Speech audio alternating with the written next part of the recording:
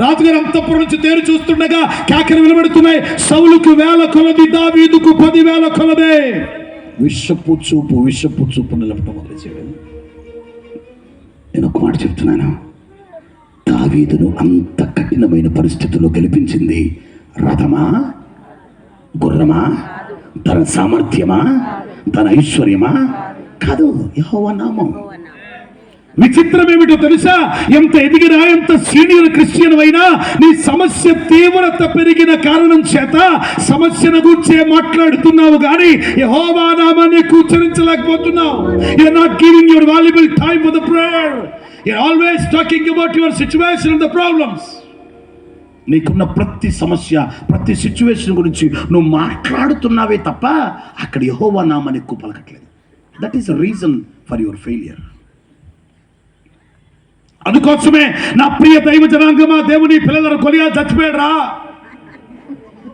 గెలిపో, గొలియాతు చచ్చిపోయాడు రా అని చప్పట్లు కొట్టడం. ఒకసారి ఫీలింగ్ నా చేతితో నేను నమ్మలేదుగా అని ఫీలింగ్లో ఉన్నాడు.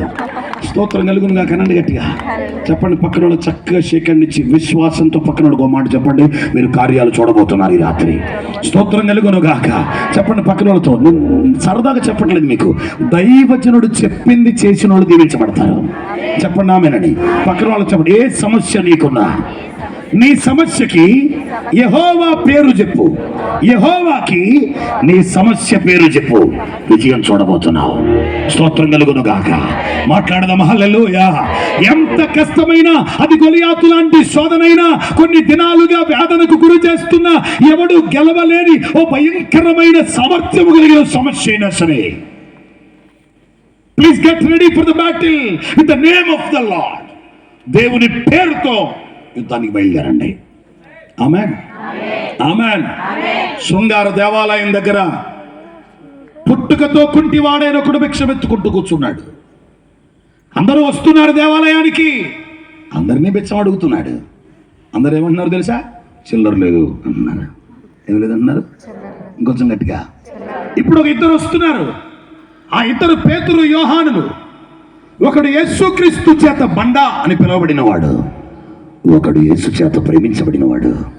వీళ్ళిద్దరూ కలిసి ఏకీభవించి దేవుని మందిరానికి మధ్యాహ్నం 3 గంటల వేళ ప్రార్థనా సమయమున అనండి, చెప్పాలి.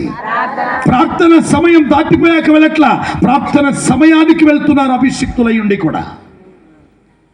వాక్యం మొదలై సగం అయ్యాక కూడా వచ్చారు మహానుభావులు కొంతమంది. స్తోత్రం కలుగును గాక. అందరు చెప్పరే ఆమేనని. వారు అభిషిక్తులైనా, సేవకులైనా, వాడబడుతున్న వారైనా మధ్యాహ్నం 3 గంటల వేళ ప్రార్థనా సమయమున వారు దేవాలయమునకు ఎక్కి వెళ్ళుచుండగా పుట్టుకతో కుంటివాడైన ఒకడు అడుగుతున్నాడు, అయ్యా అయ్యా అయ్యా భిక్షమయ్యా, అయ్యా ధర్మం చేయయ్యా అని అడుగుతుంటే అందరూ ఏమంటారండి? మీ దగ్గరికి బిచ్చగాడు వచ్చి అడిగితే ఏమంటావు నువ్వు? చిల్లర లేదు. ఆడేమన్నా చిల్లర ఇమ్మని అడిగాడా? 500 నోటు తొద్దన్నాడా? మనం చిల్లర ఇచ్చే మొహాలు కాబట్టి చిల్లర లేదంట. స్తోత్రం కలుగునుగా. కొంచెం గట్టిగానండి. విచిత్రమైనది బాబా. ఇట్లా ముంబైలో నో చేంజ్ నహీ హై మేరా జేబ్ మే అని అంటే క్యూఆర్ కోడ్ తీశాడంట, ఫోన్పే ఉందని.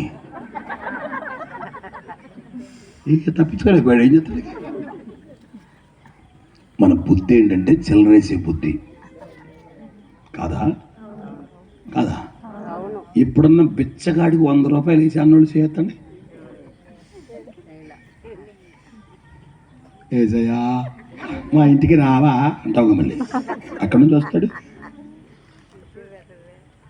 దరిద్రుని దోచుకోవద్దు అనందు కదా వాక్యంలో. అవునా? రిలయన్స్ మార్ట్కి వెళ్ళి బేరం ఆడతావా? ఆడితే ఆడతాను, లేకపోతే లేదని చెప్పాడు. చూడ మాకు దయ్యం పట్టినట్టు. మా సంఘంలో ఎట్లన్నా ఎవరన్నా అట్లా ఉలుకు పలుకు లేకుండా ఉంటే ఇంతమందిని కలిసి వెళ్ళి బైబిల్ నెత్తిమే పెట్టి నీ పేరేంటి చెప్పంటాం. దెబ్బకు బనేది పట్టింది నీకు లేనిపోను గోల.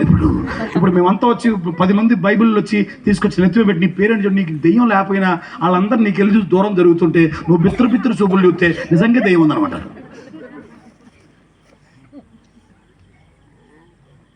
అయ్యా అడుగుతుంటే అందరూ మామూలుగానే చిల్లరలేదు అన్నారు. వీళ్ళిద్దరు ఏమన్నారు తెలుసా? నీకు ఇవ్వడానికి నేను చదవన్నప్పుడు చదవనమ్మా, టైం లేదు, తెల్లారి మనకి నీకు ఇవ్వడానికి చిల్లర లేదనలా. ఏమన్నారు? వెండి బంగారములు మా యొద్ద లేవు గాని అంటే అర్థం ఏంటి? ఉంటే చిల్లరే ఇచ్చే మెంటాలిటీ మంది. ఉంటే వెండైనా బంగారమైనా ఇవ్వగలిగిన మెంటాలిటీ ఆ సేవకులది. కొట్టండి దగ్గరగా చప్పట్లు. స్తోత్రం కలుగునుగా. కొట్టండి కొట్టండి, బలవంతం కొట్టించాలి చెప్పండి. ఈ రోజుల్లో లేదంటారా? విసన్నపేటలో మా మందిరాన్ని గడుతుండగా ఓ తల్లి కూతురు వచ్చారు.